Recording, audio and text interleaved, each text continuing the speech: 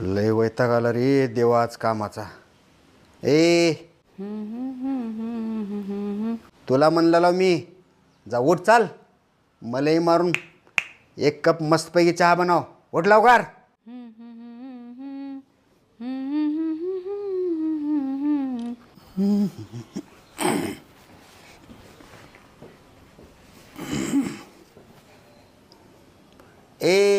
तुला ऐकू ये ना काय? एवढी हिंमत वाढली होय तुझी? अगं तुला चहामध्ये साखर किती टाकू ग? फक्त एकच चमचा टाका.